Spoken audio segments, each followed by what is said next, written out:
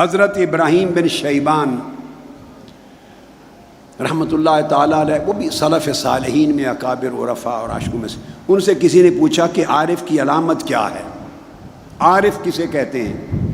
انہوں نے کہا میں آپ کو علامت بتاتا ہوں کہ میں اپنے شیخ حضرت ابو عبداللہ المغربی کے ساتھ کوہ طور پر گئے۔ اب طور پر 70 عاشقوں کی جماعت تھی، 70 عاشق تھے۔ ہمارے اس گروہ میں ایک نوجوان بھی آیا، اس پر بڑی رکت کی کیفیت رہتی تھی۔ ہم نماز پڑھتے تو ہمارے ساتھ شریک نماز ہوتا، علمی تذکرہ ہوتا تو وہ بڑے غور سے سنتا بیٹھتا، حال کا بیان ہوتا تو اس کے آنسو گرتے، ہم اس کو سنتے رہتے۔ میرے شیخ ابو عبداللہ المغربی نے بتایا کہ ایک روز ہم طور کے ہی علاقے میں ایک درخت کے نیچے بیٹھے تھے سبزے پر، شیخ نے عشق اور معرفت کا مضمون بیان کیا، عشق اور معرفت کا۔ وہ جوان سنتا رہا عشق اور معرفت کا مضمون، اچانک اس نے گرم سانس لی، اس طرح گرم سانس لی اس نے، آہ بری، اس آہ سے جتنا سبزہ سامنے تھا اس کو آگ لگ گئی، سبزہ جل گیا۔ اس نے، میرے شیخ نے کہا جس کے اندر عشق کی اتنی گرمی پیدا ہو جائے اس کو عارف کہتے ہیں۔ حضرت فتح الموصلی وہ بیان کرتے ہیں کہ ایک شخص بیان کرتے ہیں ان کے اصحاب اور تلامذہ میں سے کہ میں حضرت فتح الموصلی کے پاس گیا، بڑے اکابر اولیاء میں سے، وہ رو رہے تھے اور میں نے دیکھا کہ ان کے آنسو زردی مائل تھے، آنسو زردی مائل تھے۔ میں نے کہا کہ اللہ کی عزت کی قسم آپ کو مجھے بتائیں، لگتا ہے آنسوؤں میں خون بھی آیا ہے، کیا ماجرا ہے؟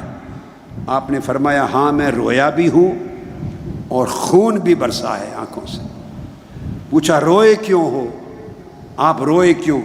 فرمایا اللہ سے دور رہنے سے، اس کے ہجر اور فراق کہ مولا یہ ہجر کی گھڑیاں کب ختم ہوگی، تیری ملاقات کا لمحہ کب آئے گا، وہ وقت کب آئے گا جب تیرا جلوہ تکنے کے لیے بیٹھیں گے، کب بلائے گا اپنے پاس۔